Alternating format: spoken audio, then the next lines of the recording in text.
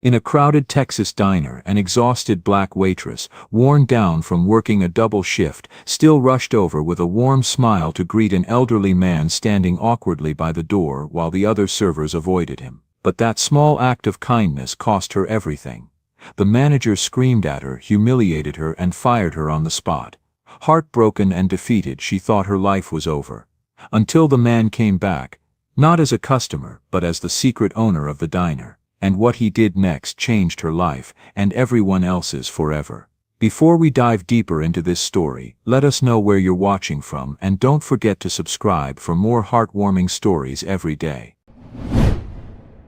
The neon sign of Miller's Roadhouse Diner flickered red and gold against the deepening autumn sky on East 6th Street in Austin, Texas. It was a Friday night in late October 2024, and the restaurant hummed with the particular energy that comes when the work week ends and people are hungry for comfort food and cold beer. The scent of mesquite-smoked barbecue hung thick in the air, a smoky blanket that mixed with the sharp tang of barbecue sauce and the yeasty smell of fresh-baked cornbread. From the vintage jukebox in the corner, George Strait's voice crooned about Texas and lost love, competing with the laughter and conversation of nearly 60 customers packed into the dining room. Inside, the clatter of boots on hardwood floors created a rhythm that Keisha Monroe had learned to dance to over 7 long years. At 32 years old, she had the kind of grace that comes only from thousands of hours of practice, the ability to carry 4 heavy plates balanced on her arms while navigating between tables without spilling a drop, the skill to remember that Mr. Harris at table 12 always wanted his coffee black with extra cream on the side, and the intuition to know when a customer needed a refill before they even realized their glass was empty. Keisha's dark hair was pulled back in a neat ponytail, and despite the exhaustion that lived permanently behind her eyes, her smile remained warm and genuine. She wore the standard uniform: black pants, white shirt, maroon apron with the Miller's logo embroidered in gold thread. But somehow she wore it with more dignity than it deserved. Perhaps because for her this wasn't just a job, this was survival. This was paying rent on a tiny 2-bedroom apartment on the east side of town. This was keeping the electricity on and food in the refrigerator. Most importantly, this was keeping her younger brother Marcus in school at the University of Texas, where he was in his final year studying law. "Keisha, table 7 needs refills," called out Sarah Chen, a 19-year-old college student with dyed blonde hair and nervous energy. Sarah had been working at Miller's for 3 months now, and she watched Keisha with the kind of admiration that bordered on hero worship. She saw how Keisha handled difficult customers with patience, how she turned complaints into compliments with a careful combination of empathy and problem-solving. "On it, sweetie," Keisha replied, grabbing the iced tea pitcher from the beverage station. As she moved across the dining room, she mentally tracked every table in her section: who was waiting for their check, who needed appetizer plates cleared, who was ready to order dessert. It was like playing 3-dimensional chess while walking. Across the restaurant, near the polished mahogany bar that ran along the west wall, Madison Pierce and Brett Wilson stood in the carefully cultivated postures of people who were working but not really working. Madison, 28 years old with perfectly highlighted blonde hair and designer jeans that she wore under her work apron like a status symbol, scrolled through her phone with manicured nails that clicked against the screen. Beside her, Brett, 30 years old with a carefully groomed beard and an expression of perpetual boredom, leaned against the bar nursing a glass of water that he'd been pretending to drink for the past 20 minutes. "You taking that table?" Sarah asked Madison, pointing to an elderly couple who had just been seated in Madison's section. The woman wore a hand-knitted cardigan, and the man's jacket looked like it had been purchased sometime in the 1980s and carefully maintained ever since. Madison glanced over, took in their modest appearance in a single dismissive sweep, and shrugged. "Nah, they look like small tippers, 10% if we're lucky. Let Keisha handle it. She seems to have a thing for charity cases." Brett snorted with laughter, not bothering to lower his voice. "Yeah, she can save the world one $5 tip at a time while we actually make money." Sarah's cheeks flushed with embarrassment, but she said nothing. She was too new, too uncertain of her place in the restaurant's social hierarchy to challenge them. Instead, she caught Keisha's eye and gave her a small apologetic shrug. Keisha responded with a wink that said she'd heard the comment and didn't care, though in truth, each casual cruelty left a small mark that accumulated over time. Near the entrance to the kitchen, Travis Bennett stood with his arms crossed over his chest, surveying his kingdom with the expression of a man who believed authority was measured by how much fear you could instill in your employees. At 40 years old, he had the kind of face that seemed designed for scowling, thin lips, cold blue eyes, and a jaw that was perpetually clenched. He clutched a clipboard like a weapon, occasionally making notes in a cramped, angry handwriting that matched his personality. Travis had been hired as manager 6 months ago after being quietly let go from a Miller's location in Dallas. The official reason was never stated in any documentation, carefully sanitized by the HR department, but whispers among the staff suggested it involved complaints about discriminatory practices and a lawsuit that had been settled out of court with strict non-disclosure agreements. Yet he had been rehired because, as the regional director had put it during a conference call that Travis wasn't supposed to overhear, he knew how to increase numbers and wasn't afraid to make the hard decisions about staffing. What they really meant was that Travis knew how to create an environment where only certain customers felt welcome, where only certain employees felt valued, and where profit mattered more than people. Priority service for the booths by the window, Travis muttered to Madison as she finally moved away from the bar. His voice was low enough that customers wouldn't hear, but loud enough that his message was clear. Those customers know quality when they see it. The rest, he waved his hand in a dismissive gesture that encompassed everyone else in the restaurant who didn't meet his unstated but obvious criteria. Madison smirked, a cruel little smile that suggested she understood perfectly. Got it, boss. Keisha, refilling waters at table 7, had witnessed this behavior countless times. She had watched Travis implement an unspoken but clearly enforced rule: serve the well-dressed customers first, give them the best tables near the windows where they could see and be seen, offer them the warmest smiles and the quickest service. Everyone else could wait.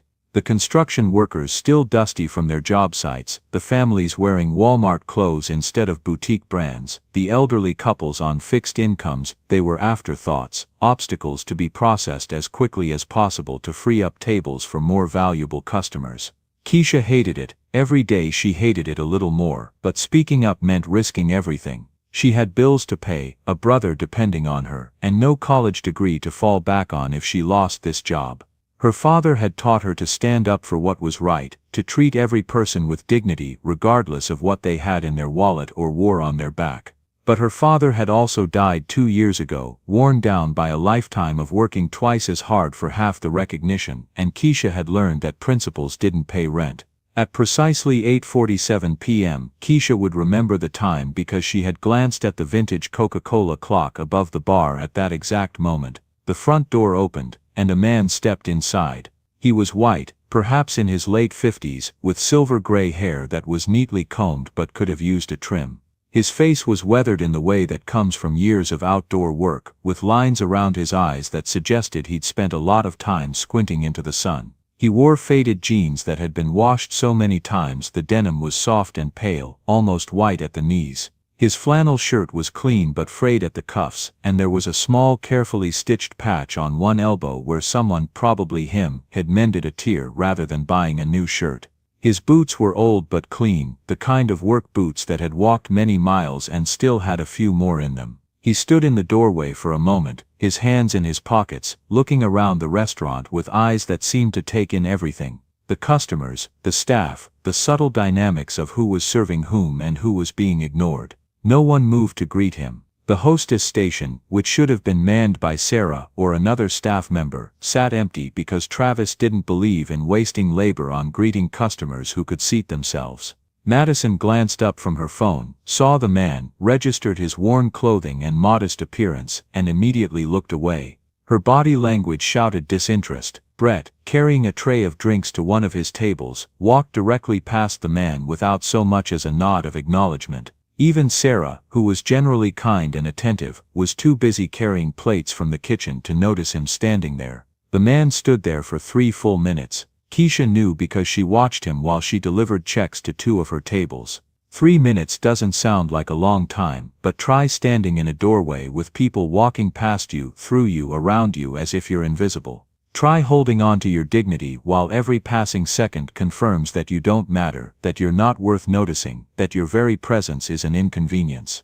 The noise of the restaurant continued around him like water flowing around a stone, Laughter from a table of friends celebrating a birthday, the sizzle of steaks hitting the grill in the open kitchen, the clink of glasses being set on wooden tables, George Strait transitioning into a Merle Haggard song on the jukebox. But the man might as well have been standing in silence for all the acknowledgement he received. Keisha watched his shoulders begin to hunch, saw the moment when he started to turn back toward the door, ready to leave. And something in her chest tightened because she recognized that posture. She knew what it felt like to be looked through rather than looked at. A memory flashed unbidden through her mind, her father, Marcus Monroe Sr., standing outside a factory in the industrial district 15 years ago, waiting for a job interview he would never get. The foreman had taken one look at his dark skin, made some excuse about positions being filled, and closed the door. Her father had stood there for a moment afterward, shoulders hunched exactly like this man's, before walking back to their old pickup truck with his dignity barely intact.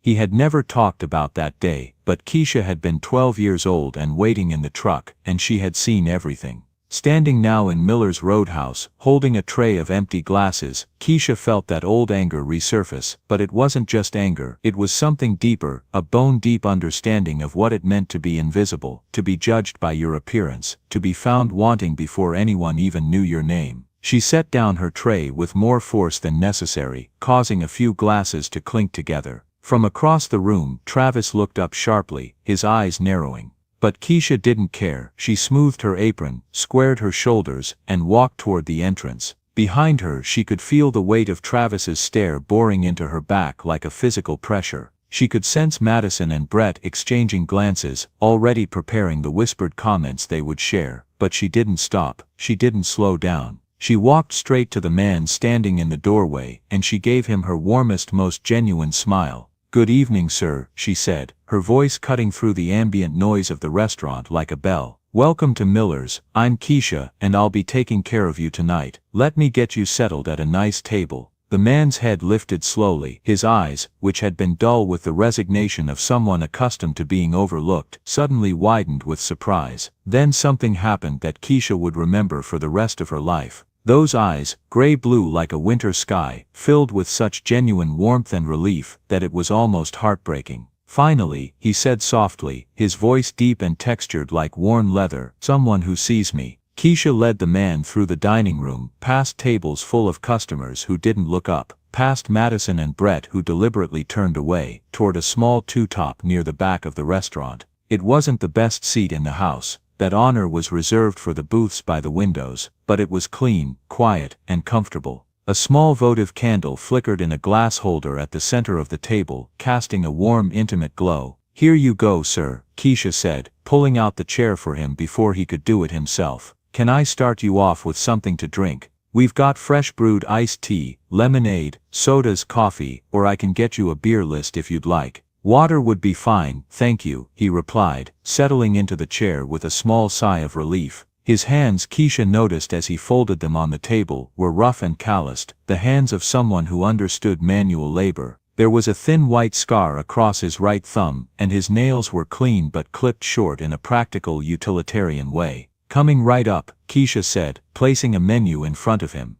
"And please take your time looking it over. No rush. Our brisket sandwich is the specialty tonight. We smoke it for 14 hours with our signature rub, serve it on a toasted brioche bun with fries and coleslaw, but everything on the menu is good. I can recommend something if you'd like, or if you have any questions about ingredients, I'm happy to check with the kitchen." The man looked up at her, and for a moment his eyes glistened with an emotion that Keisha couldn't quite name. "That sounds perfect," he said quietly, "the brisket sandwich, and thank you, you're very kind." "Just doing my job, sir," Keisha replied, but they both knew it was more than that. In a restaurant where basic human decency had become a rare commodity, what she was offering was revolutionary. As Keisha walked toward the service station to fill his water glass, she felt the weight of Travis's stare intensify. The manager stood by the kitchen door, his clipboard gripped so tightly that his knuckles had gone white. His jaw was clenched, and even from across the room, Keisha could see the anger radiating off him like heat waves off asphalt. Madison whispered something to Brett, loud enough to be overheard by several nearby tables. "She's wasting her time on him.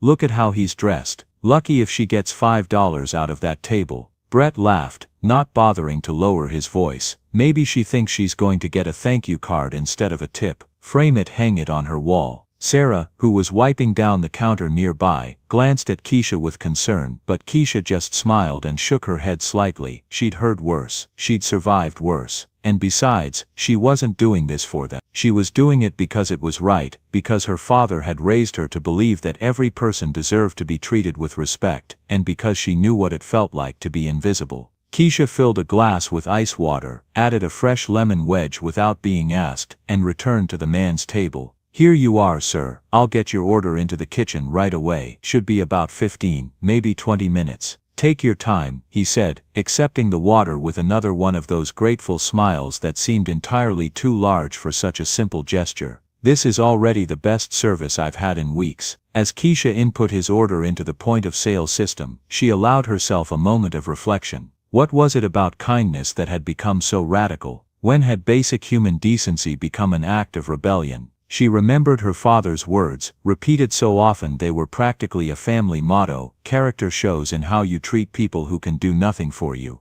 He had lived by that principle, even when it cost him jobs, opportunities, and eventually, Keisha believed, his health. The kitchen moved with its usual Friday night efficiency. The head cook, a 40-year-old Hispanic man named Carlos, who had been with Miller's for 12 years, nodded when he saw the brisket sandwich order come through. "For Keisha's table?" he asked, glancing at the ticket. "Yeah," said one of the line cooks. She actually bothered to seat the old guy in the flannel shirt. Madison and Brett walked right past him. Carlos shook his head with disgust. "Good for her. That's how it should be. Everybody eats, everybody gets treated right. I don't care if they're wearing Armani or Goodwill." 15 minutes later, Keisha picked up the plate from the kitchen window. Carlos had outdone himself. The brisket was piled high, glistening with just the right amount of moisture, the brioche bun was perfectly toasted, and he'd added a little extra portion of the house-made coleslaw, because as he told Keisha with a wink, your customers always get the good treatment. When Keisha delivered the meal to the man's table, she did so with the same care and attention she would have given to a millionaire. She made sure the plate was positioned perfectly in front of him, arranged the napkins just so, and checked that he had everything he might need within easy reach. "This looks wonderful," the man said, his voice thick with genuine appreciation. "You've been very kind to me tonight." "Everyone deserves good service, sir," Keisha replied. "I hope you enjoy your meal. I'll check back in a few minutes to make sure everything's cooked to your liking." As he ate, Keisha found herself glancing at his table between her other duties. She noticed that he ate slowly, methodically, savoring each bite as if committing the flavors to memory. He wasn't eating with the rushed desperation of someone who was starving, though Keisha had served enough of those customers to recognize the difference, but rather with the appreciation of someone who understood the value of a good meal and the effort that went into preparing it. Several times, Keisha refilled his water without being asked. Once she brought extra napkins when she noticed he might need them. Each time, he thanked her with such sincerity that it made her wonder about his story. Who was he? What had brought him to Miller's on this Friday night? What experiences had taught him to be so grateful for basic kindness? Travis watched from his position near the kitchen, his expression growing darker with each act of attention Keisha showed her customer. His hand tightened around his clipboard until the plastic creaked in protest. Once he started to walk toward Keisha, clearly intending to say something, but Carlos caught his eye from the kitchen window and shook his head slightly, a warning that this wasn't the time or place. When the man finished his meal, he carefully stacked his plates, making Keisha's job easier, a small gesture that spoke volumes about his character. He caught her eye, and raised his hand slightly to signal he was ready for his check. Keisha printed the bill, $18 for the brisket sandwich, fries and coleslaw, and brought it to his table in the standard black folder. "Here you are, sir. No rush, whenever you're ready." The man pulled out a worn brown leather wallet, the kind that had been carried in a back pocket for so many years it had conformed to its owner's shape.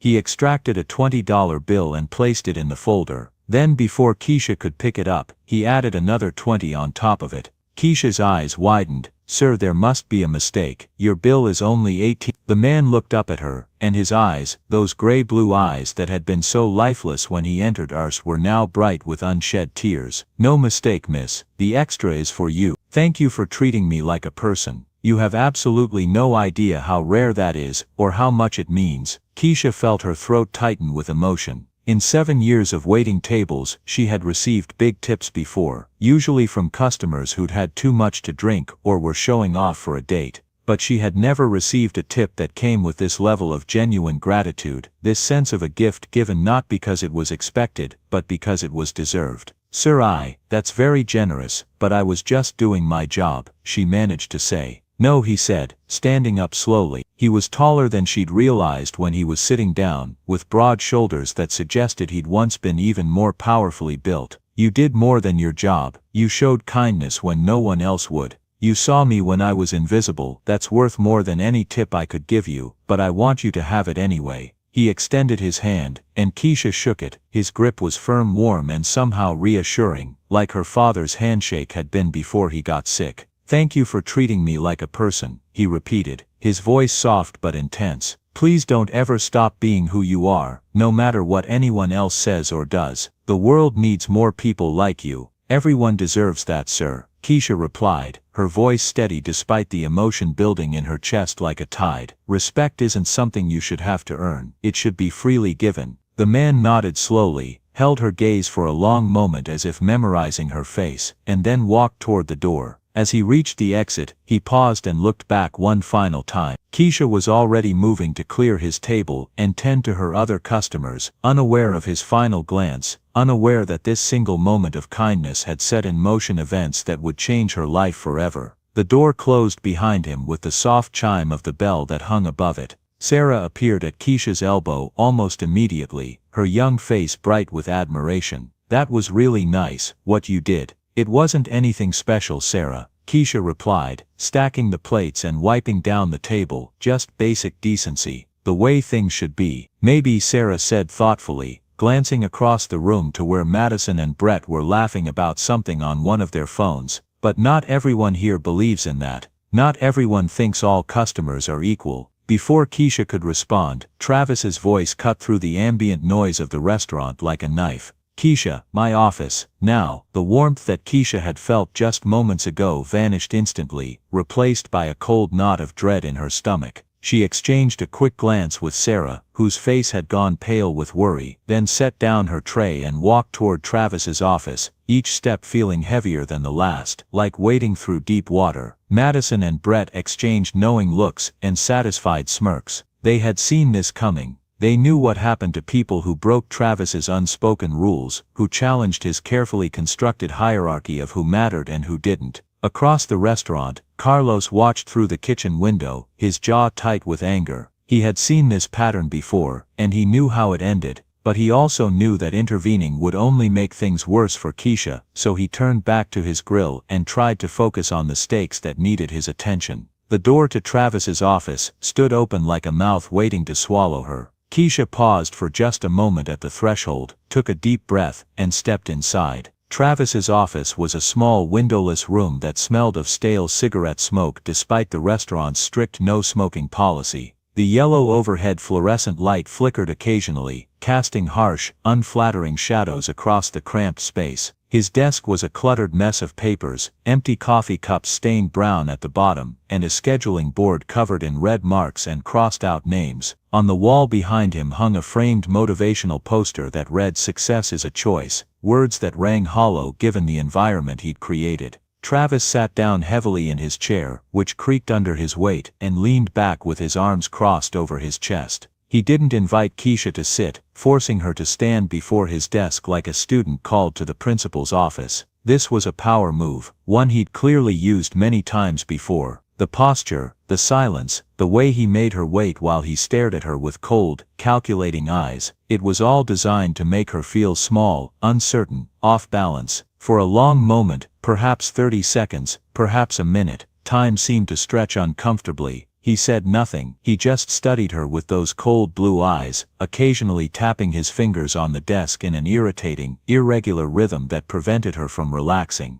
The silence stretched like a rubber band pulled taut, waiting to snap. Finally, he spoke. "You think you're doing good work here?" Keisha kept her voice steady, professional. "I try my best, sir. I have consistently high customer satisfaction ratings and—" "Let me rephrase," Travis interrupted, leaning forward slightly. "What do you think your job is here at Miller's Roadhouse?" "To provide excellent service to all customers," Keisha replied, emphasizing the word all perhaps a bit more than was wise. Wrong. The word was sharp, cutting, delivered with the satisfaction of someone who enjoys correcting others. Your job is to provide excellent service to customers who matter, customers who bring value to this establishment, customers who— He paused, choosing his words with the care of someone who knew he was walking close to a legal line. Customers who reflect well on us and demonstrate the potential for ongoing profitable business. Keisha's hands, hidden at her sides, clenched into fists. Her nails dug into her palms. "Every customer reflects well on us when they're treated with respect, sir." Travis's lips curled into something that wasn't quite a smile, more like a baring of teeth. Idealistic. Naive, even. "Let me educate you about how the real world works, Keisha. We have limited time, limited resources, and unlimited expectations from management and customers. That means we have to prioritize. We have to make strategic decisions about where to focus our energy." That man you just served. He ordered the cheapest item on the menu and nursed a single glass of water for 45 minutes. He took up a table during our busiest hours that could have gone to a party of 4 who would have ordered appetizers, entrees, drinks, and desserts. From a pure business perspective, he was a loss. He cost us money. From a human perspective, Keisha countered, her voice quiet but firm, he was a person who needed service. He was someone who walked into our restaurant, hoping to be treated with basic dignity. Travis leaned back again, his expression hardening. "Here's what I think happened tonight. I think you made a statement. A political statement. You wanted to show everyone here that you're better than them, more compassionate, more righteous. You wanted to embarrass your coworkers and make them look bad by comparison. That's not." Keisha started to protest. "Let me finish," Travis said, his voice rising slightly in volume. "You embarrassed Madison and Brett, who understand how restaurants actually work. You wasted valuable time and energy on someone who doesn't contribute to our bottom line. And worst of all, you undermined my authority as manager by deliberately ignoring the operational standards I've established." Keisha's heart pounded so hard she could hear it in her ears. Her face felt hot, but she kept her expression as neutral as possible. Years of experience had taught her that showing emotion in these situations only made things worse, only gave people like Travis more ammunition. "I'm not firing you today," Travis continued, and Keisha felt a small desperate flutter of relief before he added, "Consider this a warning. A serious documented warning that will go in your file. Next time you feel the urge to play hero, think about where your energy goes. Think about whether you're really helping anyone, or just making yourself feel superior.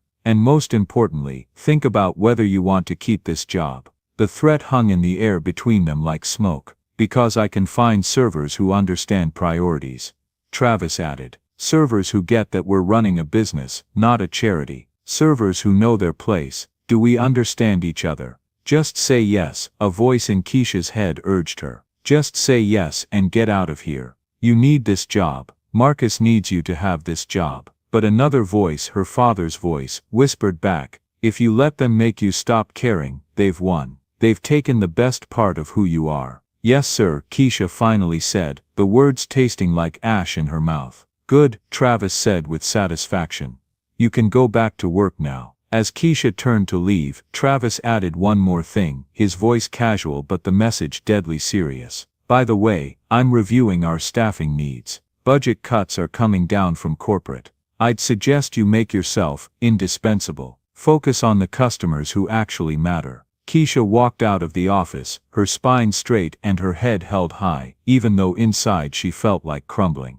The injustice of it burned in her chest, being reprimanded for showing kindness, being threatened for treating someone with dignity. But this was the world she lived in, where doing the right thing was considered insubordination. In the hallway just outside the office, Madison stood near the kitchen entrance, her arms crossed and a satisfied smirk on her face. She had clearly been eavesdropping, or at least positioning herself to witness Keisha's walk of shame. Rough talk? Madison asked with false sympathy, her voice dripping with condescension. Keisha didn't respond. She simply walked past, her eyes forward, refusing to give Madison the satisfaction of seeing how much the conversation with Travis had shaken her. Back on the restaurant floor, the Friday night rush continued unabated. Customers needed drinks, meals, checks. The work didn't stop just because Keisha's world felt like it was tilting on its axis. She picked up her tray, forced a smile onto her face, and returned to serving tables, moving through the motions with mechanical efficiency, while her mind churned with anxiety and anger. Sarah caught her eye from across the room, her young face creased with concern, but Keisha gave her a small, reassuring nod.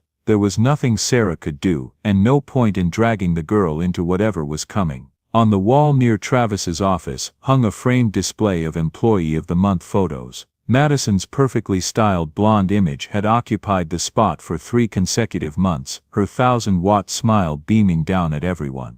The criteria for the award had nothing to do with actual customer service or work ethic, Keisha knew. It was purely about who played Travis's game, who followed his unwritten rules about which customers to prioritize and which to ignore. Keisha returned to her tables, taking orders, delivering meals, clearing plates, all while the shadow of Travis's threat hung over her like a storm cloud. She smiled at her customers, made small talk, and provided the excellent service that had always defined her work. But underneath, a knot of fear had taken up residence in her stomach. On Travis's desk, visible through his partially open office door, sat a yellow legal pad with notes scrawled in his cramped handwriting. At the top of the page, circled multiple times, cut staff mize prioritize profit. And below it, a list of names. Keisha couldn't see all of them from where she stood, but she could see enough to know that her name was somewhere on that list. The rest of the evening crawled by. Every time Travis looked her way, Keisha felt her anxiety spike. Every whispered conversation between Madison and Brett felt like another layer of threat. By the time her shift ended at 11 p.m., Keisha was exhausted in a way that went far beyond physical tiredness. She clocked out, changed out of her work clothes in the cramped employee restroom, and walked to her car in the nearly empty parking lot. The Austin night was cool and clear, stars visible despite the city lights. She sat in her car for several minutes, hands on the steering wheel, not starting the engine, just trying to process what had happened. A $22 tip, the best of the night, sat in her apron pocket, a gift from a man she'd simply treated with basic human decency. And that kindness had earned her a reprimand, a threat, and the looming possibility of losing her job. What kind of world is this, she thought, where doing the right thing gets you punished? She finally started her car and drove home through the quiet streets, unaware that everything was about to change. Unaware that the man she'd served with such care was already setting events in motion. Unaware that kindness, despite how it might seem in this dark moment, was about to be rewarded in ways she couldn't possibly imagine. 2 days passed in tense silence. Saturday and Sunday were supposed to be Keisha's days off, precious time to catch up on laundry, buy groceries, and spend a few hours with Marcus before he disappeared into the library to study. But instead of enjoying her time off, she spent it in a state of low-grade anxiety, jumping every time her phone buzzed, expecting a text from Travis or a call from HR. On Sunday evening, just as she was preparing a simple dinner of spaghetti and sauce, one of the few meals they could afford to make regularly, her phone buzzed with a text message. The sender was Travis. The message was brief and to the point. "Come in at 7 a.m. tomorrow, we need to talk." Keisha's stomach dropped so fast, she felt dizzy. She set down the wooden spoon she'd been using to stir the sauce and stared at the message for a long moment, as if looking at it long enough might change the words. "Everything okay, sis?" Marcus called from the small living room where he was reviewing case law for one of his classes. At 22 years old, he was tall and lean like their father had been, with the same kind intelligent eyes. He wore an old university sweatshirt and jeans, his law textbooks spread across their second-hand coffee table.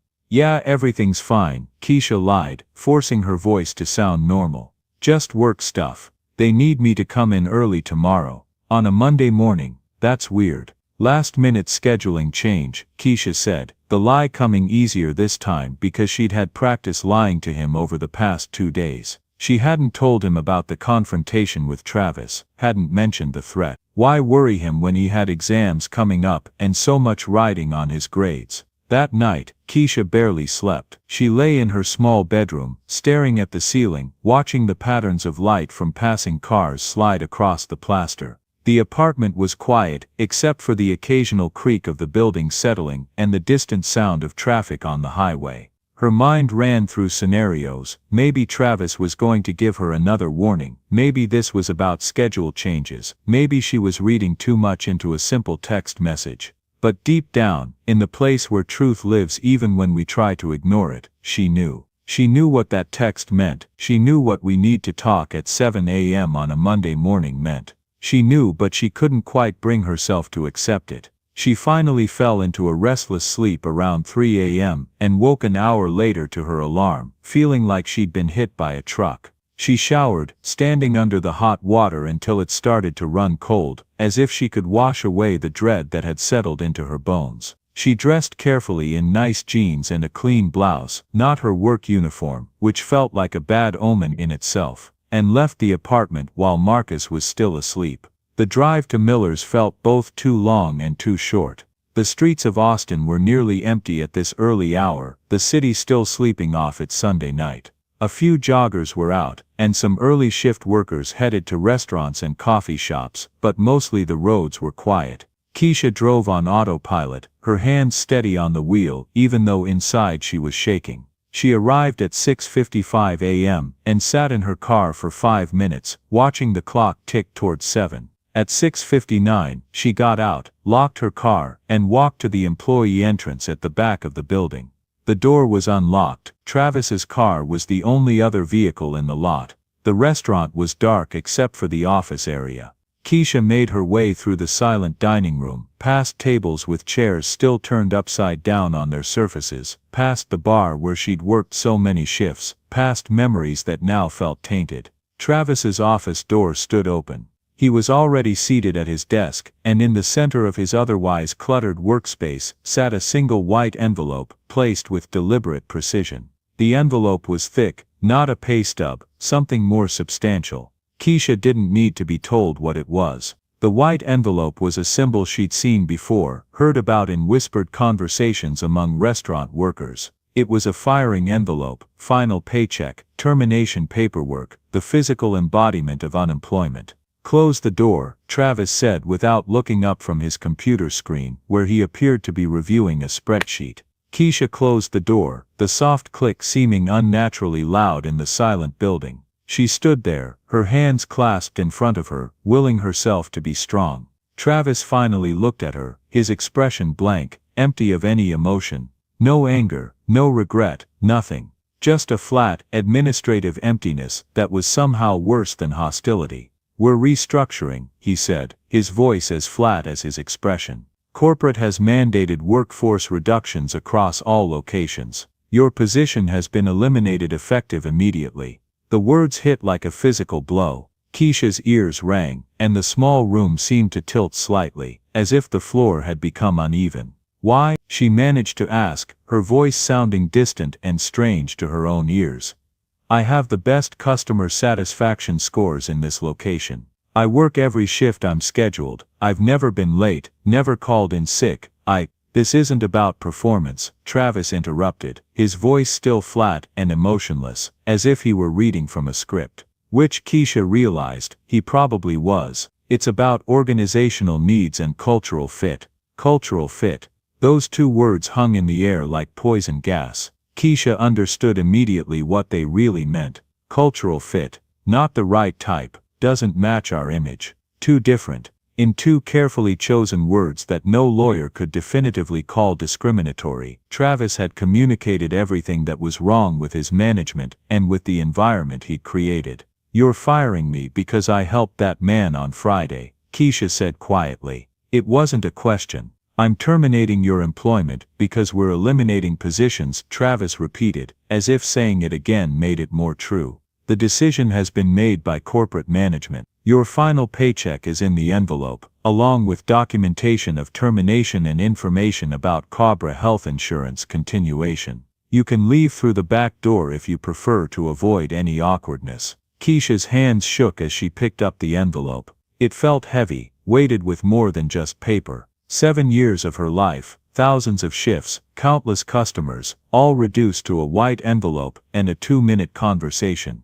She didn't open it. She couldn't trust herself to look at the numbers, to see 7 years reduced to a final paycheck and 0 severance, to make the betrayal concrete. "I need your name tag, apron and keys," Travis said, already reaching for a plastic bag to store her things, as if he'd done this many times before. Which, given his history, he probably had. Keisha unpinned the name tag that had been part of her uniform for 7 years. The small rectangle of plastic with her name printed in neat black letters felt impossibly heavy in her hand. She placed it on his desk with careful precision. Then she removed her maroon apron, the one with the Miller's logo embroidered in gold thread, and folded it neatly before placing it beside the name tag. Finally she pulled her key ring from her purse and removed the keys to the employee entrance and the supply closet, each small action feeling final and irrevocable. "Is there anything else?" she asked, proud that her voice remained steady even though inside she was screaming. "No, you're free to go." Free, the word was laughable. She wasn't free, she was unemployed, with bills due in 3 days, a brother depending on her, and no prospects in sight. This wasn't freedom, this was freefall. Keisha turned and walked out of the office for the last time. The dining room was still empty and silent, but as she crossed it, she heard the sound of a car pulling into the lot, voices from the kitchen entrance. The morning shift was beginning to arrive. In a few minutes they would know she was gone. By the end of the day, everyone would know. By the end of the week, she would be forgotten, just another server who hadn't worked out, whose name would be replaced on the schedule with someone more compliant, more willing to follow Travis's unspoken rules. She pushed through the front door, walking out the front with her head held high rather than slinking out the back like Travis had suggested, and stepped into the cool morning air. The sun was just beginning to rise, painting the eastern sky in shades of pink and gold. In a few hours, Miller's would be full of customers ordering breakfast, and she wouldn't be there to serve them. Life would go on, the restaurant would continue operating, and she would be erased as if she'd never existed. The tears didn't come until she was in her car with the doors locked and the windows up, alone in the parking lot that was beginning to fill with the cars of employees arriving for the morning shift. Then they came in waves, silent and devastating. She pressed her forehead against the steering wheel and let herself break, just for a moment, in the privacy of her old Honda Civic. "I did the right thing," she thought through the tears. "I treated him like a human being. I showed basic kindness, and this is what I get." Her phone buzzed with a text message. "Marcus, morning sis, making eggs and toast, want me to save you some?" Keisha wiped her eyes with the back of her hand, took a shaky breath, and texted back, "They cut my shift. Be home soon, save me coffee." She couldn't tell him yet. Not until she figured out what to do. Not until she had some kind of plan. But as she started her car and pulled out of the parking lot for the last time, she had no plan. She had nothing except a white envelope containing her final paycheck, a broken heart, and the terrifying question of what came next. The drive home passed in a blur of tears and traffic lights. When she pulled into the parking lot of their apartment complex, she sat in the car for another 10 minutes, trying to compose herself, trying to figure out how to walk into that apartment and lie to her brother about why she was home so early. Eventually, she forced herself to get out of the car and climb the stairs to their second-floor apartment. Marcus had made breakfast as promised, scrambled eggs, toast, and coffee. The small kitchen smelled like butter and bread, comforting and normal, which somehow made everything worse. "You're home early," Marcus said, looking up from his textbook. "Everything okay?" "Yeah, they didn't need me for the full shift," Keisha said, the lie coming easier now. "Overstaffed today." "Cool, more time to hang out before I have to hit the library." Keisha forced a smile, poured herself coffee, and sat down at their small kitchen table. She pushed eggs around her plate, not really eating, while Marcus talked about his classes and an upcoming moot court competition. She nodded at the right moments, made appropriate responses, and all the while thought about the bills sitting on her desk in her bedroom. Rent, $950 due in 3 days. Utilities, $180 due this week. Marcus's tuition, $3,500 due in 2 days. Car insurance, $140 due by the end of the month. Total needed immediately, $4,770. She didn't know exactly how much was in the white envelope sitting in her purse, but she knew it wasn't enough. It couldn't possibly be enough. The rest of Sunday passed in a fog of numbness. After Marcus left for the library, Keisha retreated to her bedroom and opened the white envelope with trembling hands. Inside was her final paycheck for $943.68, a letter confirming her termination due to organizational restructuring, and a COBRA insurance form that would allow her to continue her health coverage for the reasonable price of $678 per month that she absolutely could not afford. She added the paycheck amount to their current bank balance, $1,833.68 total. She looked at the bills, $4,770 needed immediately. The gap was insurmountable. Even if she skipped meals, canceled every subscription, returned every item they'd recently bought, she couldn't close that gap. She opened her laptop and started searching for jobs. Server positions were plentiful. Marcus's restaurant industry was always hiring, but they all wanted immediate availability, and most paid less than what she'd been making at Miller's. The decent-paying positions required college degrees she didn't have. She filled out 5 applications, but even as she clicked submit on each one, she knew they were futile. Restaurant hiring took weeks, sometimes months. Even if someone called her tomorrow for an interview, even if they hired her on the spot, it would be at least 2 weeks before she saw a paycheck. And she had 3 days. She could sell her car, but then how would she get to job interviews, or a new job? She could ask Marcus to take a semester off, but he was in his final year, so close to graduating, and his dream of law school depended on maintaining his grades and momentum. She could try to borrow from friends, but which friends? Everyone in her social circle, other restaurant workers, people from her neighborhood, were barely making it themselves. As afternoon faded into evening, Keisha sat at her small desk in her darkening bedroom, not bothering to turn on the lamp.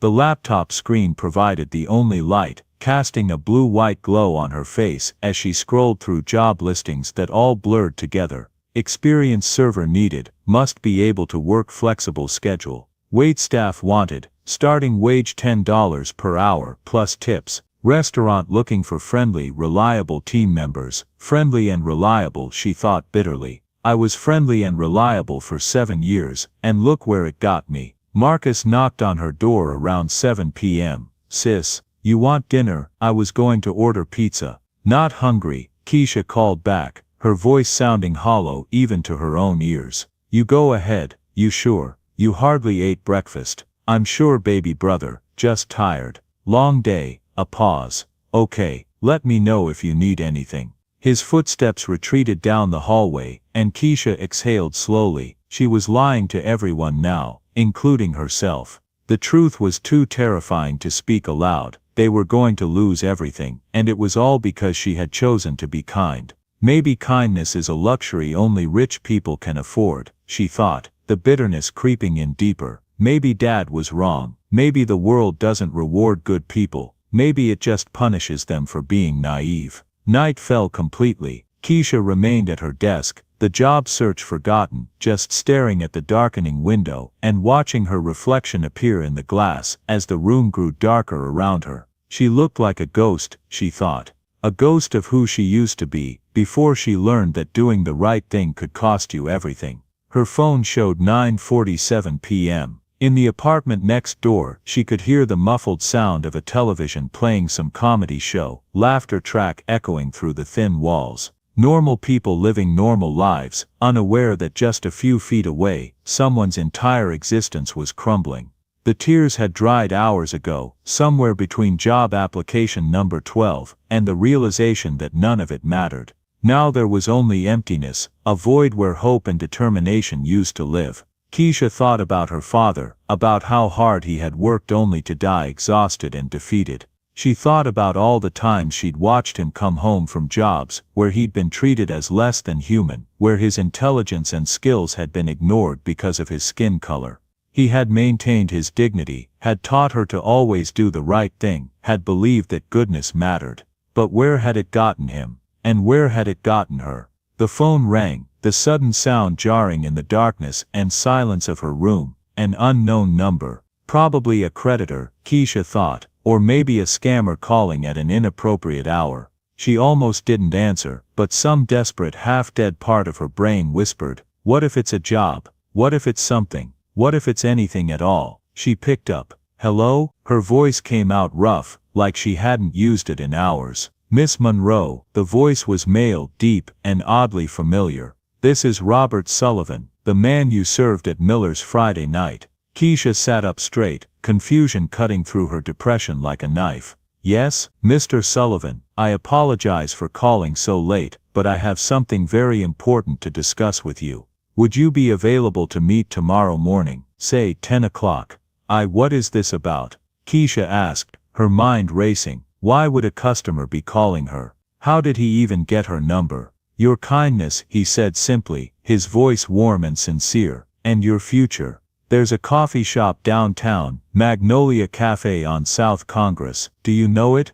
Yes, I know it, Keisha replied automatically. I'll be there at 10 a.m. Please come, Miss Monroe. I promise you won't regret it. This is potentially life-changing, and I mean that sincerely. Mr. Sullivan, I don't understand. I know you don't, he said gently, but you will. Tomorrow at 10, please. It's vitally important. Okay, I'll be there. Thank you. I'll see you tomorrow. The line went dead. Keisha stared at her phone, her mind trying to process what had just happened. Robert Sullivan. The man in the worn flannel shirt and faded jeans. The man who had left her a $22 tip for an $18 meal. He wanted to meet with her to discuss her future. What future? She had no future. She had bills she couldn't pay, and a life falling apart. What could he possibly want? She thought. Is this some kind of scam? A setup? But his voice had been so sincere, so warm and concerned.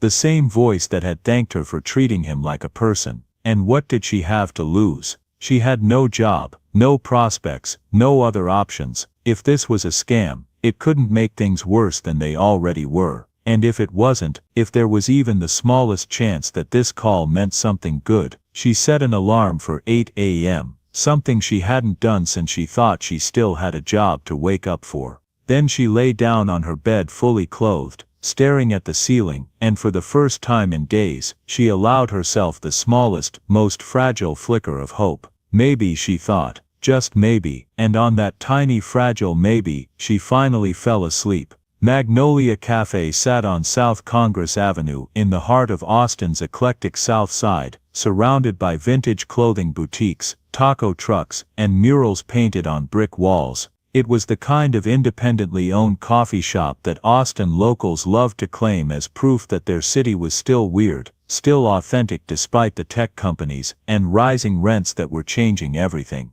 The morning sun streamed through large windows, illuminating mismatched furniture, local art on the walls, and the rich smell of fair trade coffee beans being ground fresh for each cup.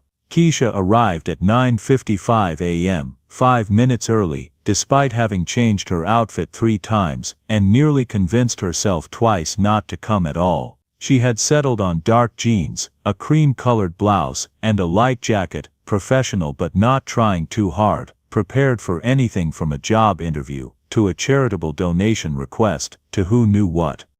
As she scanned the cafe, she spotted him immediately, though her brain took several seconds to reconcile what she was seeing with what she remembered. Robert Sullivan sat at a corner table near the windows, but he looked nothing like the man she had served Friday night. Gone were the worn jeans and faded flannel shirt. Instead, he wore a perfectly tailored charcoal gray suit with a crisp white shirt and a silk tie in a subtle pattern of blues and grays. His hair, which had seemed unkempt before, was neatly styled. His shoes were polished leather that probably cost more than Keisha's entire outfit. Everything about him spoke of wealth, authority, and success. But his eyes, those gray-blue eyes, were the same, kind, observant, and intelligent. He stood as she approached, his movements graceful despite his height and build, and extended his hand with a warm smile that erased years from his face. "Miss Monroe, thank you so much for coming. Please sit." Keisha shook his hand, noting again the calloused strength of his grip that seemed at odds with the expensive suit, and sat in the chair he'd pulled out for her.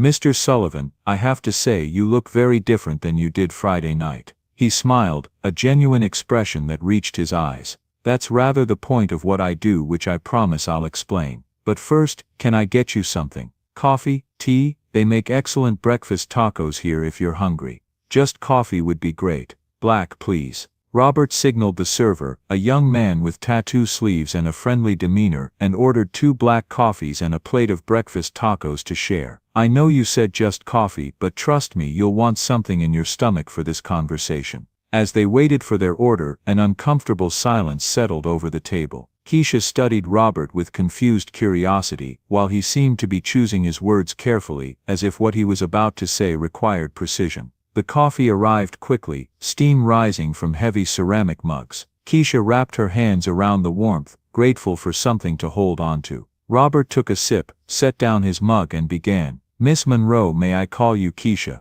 "Of course, Keisha, I owe you an explanation for Friday night, for this meeting, and for probably seeming very strange right now. But before I explain myself, I need to tell you about where I come from, because it's important for understanding why I do what I do." He leaned back in his chair, his eyes taking on a distant quality as if looking into the past. "I was born in a small town called Marfa in West Texas. If you've been there, you know it's beautiful in a stark desert kind of way. But it's also remote, economically depressed, and not a place where opportunity grows easily. My parents worked on a ranch, my father as a hand, my mother in the main house doing cooking and cleaning. They worked long hours for very little pay, and we lived in a small house on the property that the ranch owner provided as part of their compensation." Keisha listened, recognizing elements of struggle that resonated with her own family's history. "We weren't just poor," Robert continued, his voice taking on an edge. "We were invisible, the kind of poor where you walk into a store and staff follow you because they assume you're going to steal something. The kind of poor where teachers don't expect much from you because they figure you'll drop out anyway to work. The kind of poor where you learn early that your value as a human being is measured by what's in your wallet and what you're wearing." He paused to take another sip of coffee, and Keisha noticed his hand trembled slightly. "Old pain resurfacing. When I was 20 years old, I got a job washing dishes at a diner in Lubbock. It was my first real job off the ranch, and I was grateful for it even though the pay was terrible and the hours were brutal. The manager there, a man named Dale Hutchins, had very specific rules for the kitchen staff. We were to use the back entrance. We were not allowed to walk through the dining room, even when the restaurant was closed. If we needed to clean tables, we had to wait until all customers had left. Dale told me it was because we would make guests uncomfortable with our presence, because we were beneath them, because we were just the help." Robert's jaw tightened, and for a moment, Keisha saw past the expensive suit to the young man who had been made to feel invisible. "One day, I was carrying a tub of dirty dishes through the kitchen, and someone had left the door to the dining room propped open with a mop bucket. I walked through without thinking, just trying to get the dishes to the sink faster so I could stay on schedule. A customer complained, said it was inappropriate for staff like me to be visible where decent people were eating. The manager fired me on the spot, didn't even let me finish my shift, just told me to leave and not come back." Keisha felt tears prickling her eyes. She knew this story, she'd lived variations of it. "I sat in my truck in that parking lot for 2 hours, Robert said softly. "Just sat there trying to understand what I'd done wrong. I'd been working hard, doing my job, not bothering anyone, but I'd committed the crime of being visible when someone decided I should be invisible. And I swore that day, swore on everything I had, that if I ever had power, if I ever had means, I would never let anyone feel the way I felt in that moment." The breakfast tacos arrived, fragrant with eggs and peppers and cheese, but neither of them reached for the plate. "That was 38 years ago, Robert continued.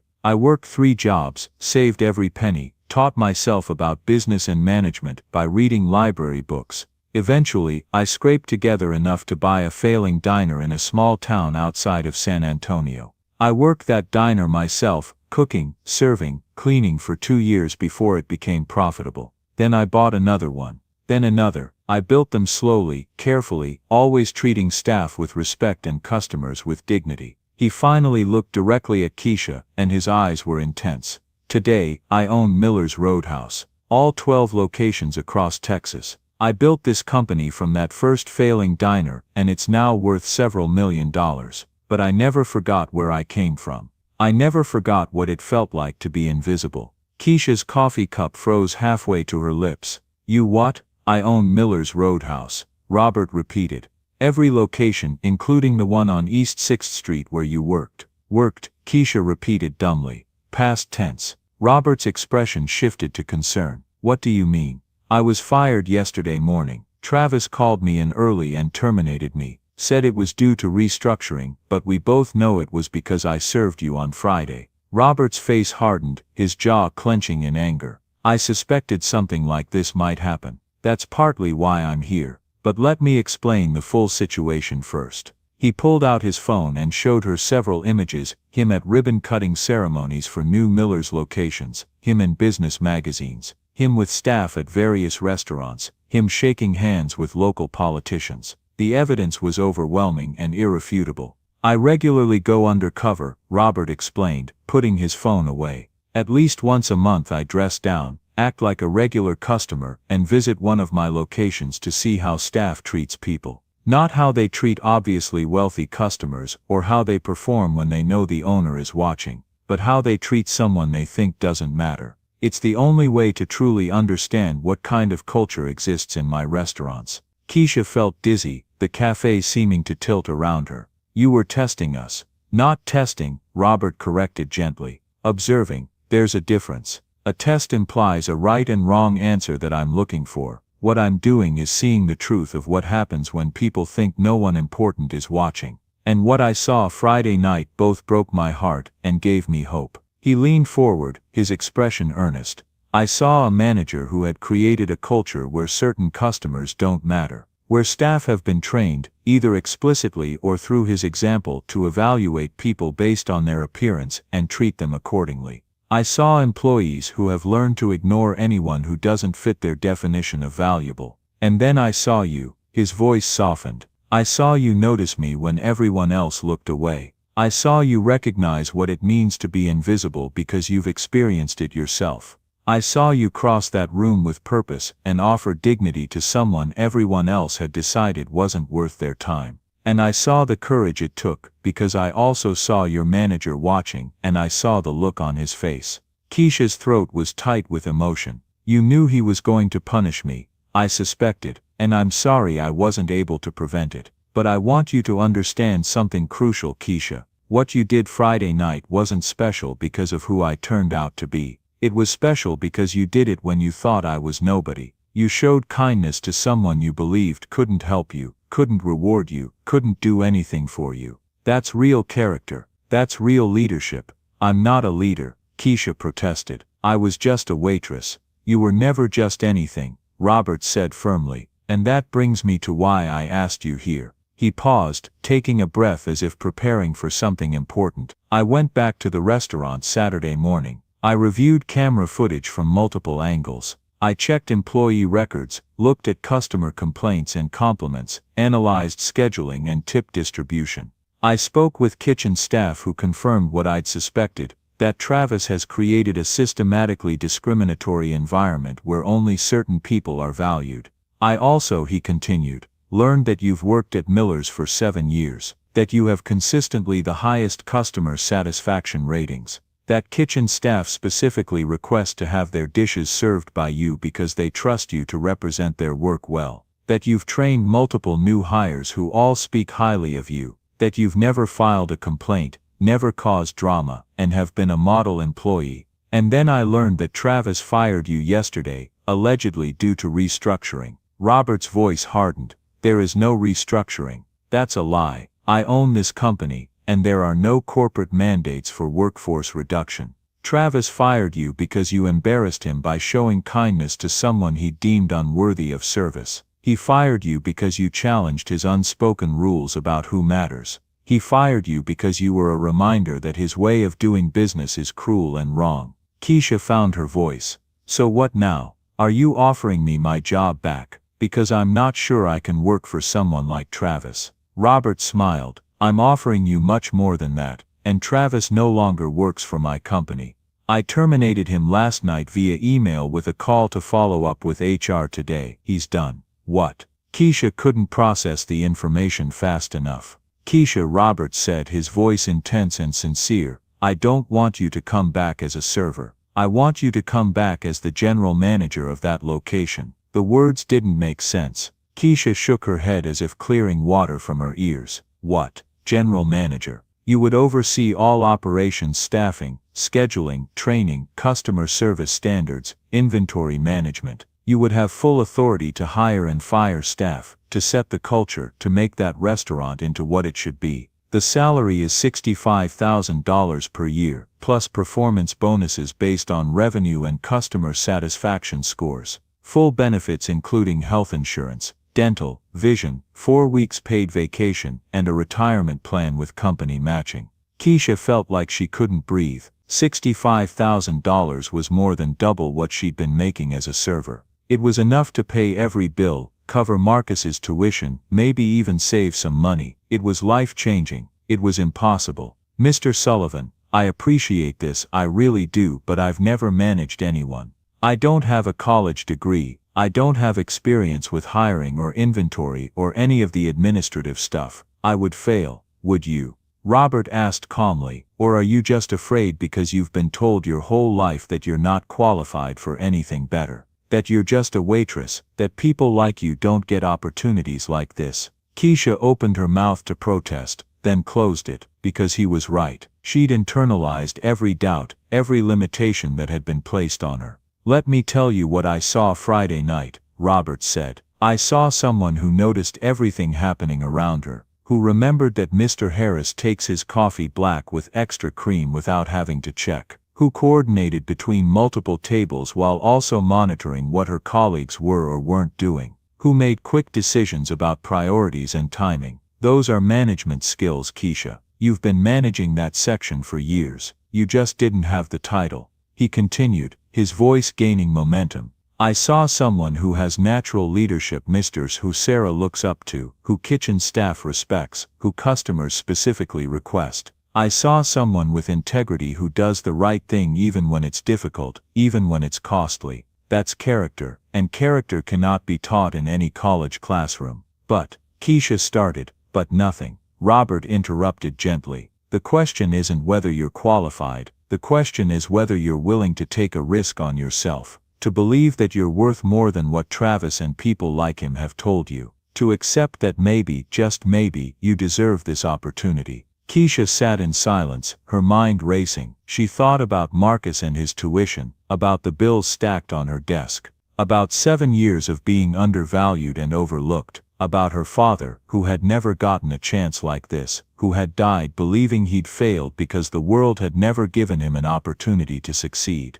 They won't accept me, she finally said. Madison, and Brett and the others, they'll undermine me, sabotage me, make it impossible. If they can't respect you, they'll leave, Robert said flatly, and frankly I'd be happy to help them pack. But I think you'll find that staff like Sarah, like the kitchen crew, like the people who actually care about good service, they'll support you. And yes, there will be resistance, yes, it will be hard, but you'll have my full backing, and you'll have the authority to reshape that location into something better. He pulled a business card from his pocket and slid it across the table. This is my direct cell phone number. You can call me anytime, day or night. I don't give this to many people, but I'm giving it to you. Because I believe in you, Keisha. I believe you can transform that restaurant. I believe you can create the kind of environment where everyone, mind, staff and customers, feels valued, where kindness isn't a fireable offense but a requirement. Keisha picked up the card, feeling the weight of heavy cardstock between her fingers. Robert Sullivan, CEO, Miller's Roadhouse Enterprises, and below it, a phone number handwritten in pen.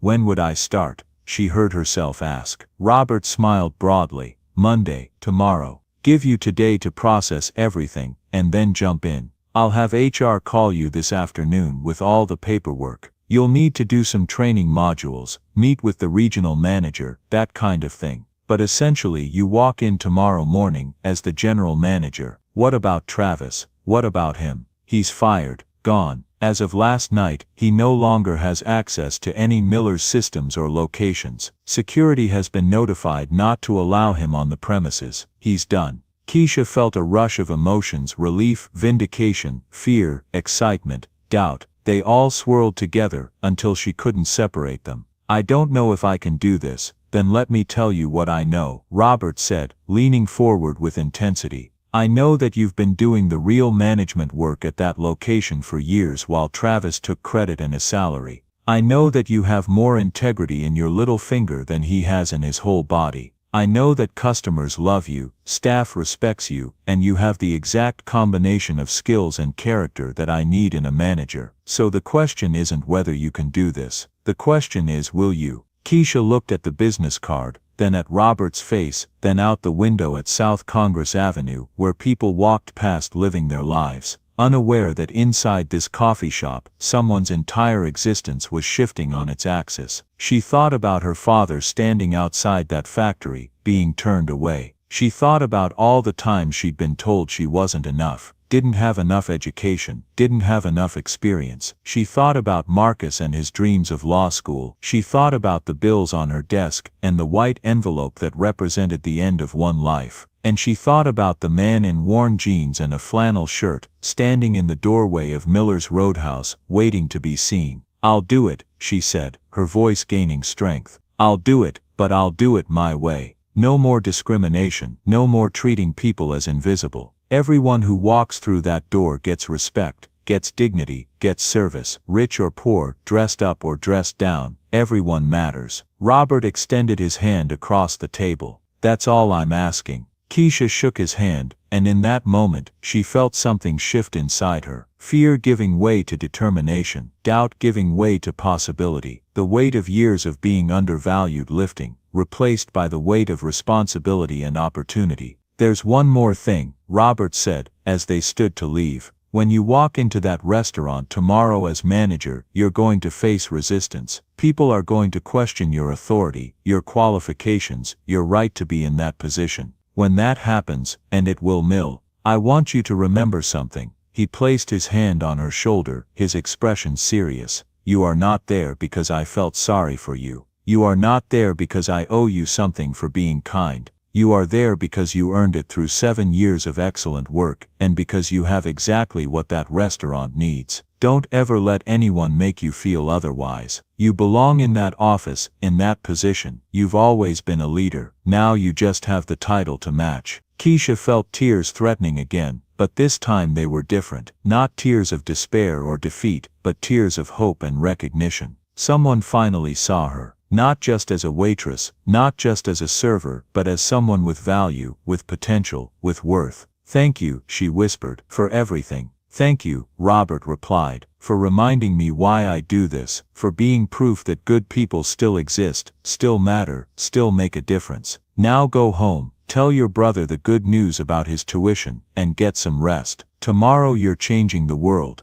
As Keisha walked back to her car, the Austin sun warm on her face, she pulled out her phone and called Marcus. Hey sis, what's up? Hey baby brother, remember how I said they cut my shift yesterday? Yeah, I wasn't being completely honest with you. They actually fired me. But then something incredible happened. She took a deep breath, smiling so hard her face hurt. I just accepted a job as general manager at Miller's, $65,000 a year. Your tuition is covered, Marcus. Everything is covered. We're going to be okay. The silence on the other end lasted so long Keisha thought the call had dropped. Then she heard her brother's voice, thick with emotion. Sis, are you serious? This is real. This is real. It's all real. I start tomorrow. I don't understand how this happened, but I am so proud of you. Dad would be so proud of you. Keisha sat in her car, in the Magnolia Cafe parking lot, and cried. But this time, they were good tears. The best tears. Tears of relief and hope and the overwhelming joy of second chances. Her phone buzzed with a text from an unknown number. She opened it to find a message from HR with attachment links for paperwork, benefits enrollment, and training schedules. It was all real, all actually happening. She drove home with the windows down and music playing, feeling lighter than she had in years. Tomorrow would bring challenges. Tomorrow would bring doubters and resistance and the hard work of proving herself. But for today, for this moment, she allowed herself to feel what she had been denied for so long. She allowed herself to feel value. 3 months later, the transformation of Miller's Roadhouse on East 6th Street had been nothing short of remarkable. Under Keisha's management, the restaurant had become what it should have been all along. A place where everyone mattered. The first week had been brutal. Madison had tried to sabotage Keisha's authority, deliberately giving poor service to prove that the new management was failing. Brett had simply stopped showing up, texting his resignation rather than working under someone he'd looked down on for years. Several other staff members had left as well, unwilling or unable to adapt to a culture that demanded they treat all customers with equal respect. But Sarah had stayed, and had blossomed into an excellent shift supervisor. Carlos and the kitchen staff had supported Keisha from day one. And slowly, carefully, Keisha had rebuilt the team with people who shared her values. People who understood that dignity wasn't something you rationed based on how someone was dressed or how much they might tip. The results spoke for themselves. Customer satisfaction scores had increased by 37%. Online reviews, which had been mediocre under Travis's management, were now overwhelmingly positive. Revenue had increased by 23% as word spread that Miller's was no longer a place where you might be treated as invisible. And staff turnover, which had been over 80% annually, had dropped to nearly zero. Robert had visited twice, both times dressed normally as the CEO, to check on progress. Both times he'd left impressed and proud. "You've done more than change a restaurant," he told Keisha during his second visit. "You've proven that compassion and profit aren't enemies. You've shown that investing in people creates better outcomes for everyone." Now standing in the dining room during a busy Friday night rush, Keisha watched her staff work with pride. Sarah was training a new server, patiently explaining how to handle difficult customers with grace. Carlos was in the kitchen, his team moving with practiced efficiency, and every single table was receiving excellent service, regardless of who was sitting there. Keisha's phone buzzed with a text from Marcus. "Just got accepted to Harvard Law, full scholarship. Sis, we did it." She read the message 3 times, tears of joy welling up. They had done it. Against all odds, despite every obstacle, they had survived and then thrived. "Keisha," Robert's voice made her look up. He'd entered through the front door, this time dressed in a suit, but he was accompanied by someone else. A young black woman, maybe 23 or 24 years old, wearing clean but worn clothes, carrying a folder that probably held a resume. "This is Jennifer," Robert said, guiding the young woman forward. "She's been working 3 part-time jobs to support her family. Excellent recommendations, strong work ethic, but no college degree, and no management experience. Sound familiar?" Keisha smiled, understanding immediately. "Hi Jennifer, let's talk." An hour later, sitting in her office, which still felt surreal, Keisha listened to Jennifer's story. It was heartbreakingly familiar. Single mother of 2, working constantly but barely making it. Passed over for promotions because she didn't have the right education or background. Trying so hard to do everything right, but always feeling like it wasn't enough. "The job is yours if you want it," Keisha finally said. "But I'm going to tell you the same thing Robert told me. This isn't charity. You're not here because I feel sorry for you. You're here because you've demonstrated character, work ethic, and the kind of values we need in our leadership team. You'll start as a shift supervisor, with a path to assistant manager. I'll train you, support you, and give you every opportunity to succeed. But you have to believe you deserve it." Jennifer's eyes filled with tears. "Why are you doing this?" "Because someone did it for me," Keisha replied simply. "And because kindness isn't a luxury, it's a responsibility. When you're given an opportunity, you pass it forward. That's how we change things, one person at a time." Later that night, after the restaurant had closed and the staff had gone home, Keisha sat in her office finishing paperwork. Through the window, she could see the neon sign flickering against the night sky, the same sign that had witnessed her firing and her transformation. Her phone buzzed with a text from Robert. "Promotion incoming. Regional manager, 4 locations. You've earned it." Keisha smiled, but she didn't immediately reply. Instead, she thought about the journey that had brought her here. From invisible server to fired employee to general manager to regional manager. From struggling to pay rent to financial stability. From hopeless to hopeful. But most importantly, from someone who had been shown kindness to someone who could show kindness to others. She typed her reply, "Thank you, but this location still needs me for a few more months. Jennifer needs training, and I need to make sure the foundation is solid." Robert's response came quickly, "That's exactly why I chose you. Take your time. The promotion will be waiting when you're ready." Keisha locked up the restaurant, walked to her car, and drove home through the quiet Austin streets. Marcus was at the apartment, surrounded by law school brochures and acceptance letters, his face glowing with the kind of hope that only comes when dreams finally become possible. "Proud of you, baby brother," Keisha said, hugging him. "Proud of you, sis, you changed everything for us." But Keisha knew it was bigger than just them. She'd changed things for Jennifer, who now had a chance she wouldn't have gotten otherwise. She'd changed things for Sarah and the staff who now worked in an environment where their humanity was respected. She'd changed things for every customer who walked through the doors of Miller's and was treated with dignity, regardless of their appearance or wallet. And maybe, just maybe, she'd change things for some future server who would face a customer others ignored, and would remember Keisha's story, and would choose kindness even when it seemed costly. Because that's how change really happens. Not in grand gestures or dramatic moments, but in small acts of kindness that ripple outward, touching lives we'll never know about, creating a better world, one interaction at a time. Keisha fell asleep that night with a smile on her face, thinking about a man in worn jeans and a flannel shirt who had changed her life by giving her the chance to show who she really was. And she vowed to spend the rest of her career giving that same chance to others. Join us to share meaningful stories by hitting the like and subscribe buttons. Don't forget to turn on the notification bell to start your day with profound lessons and heartfelt empathy.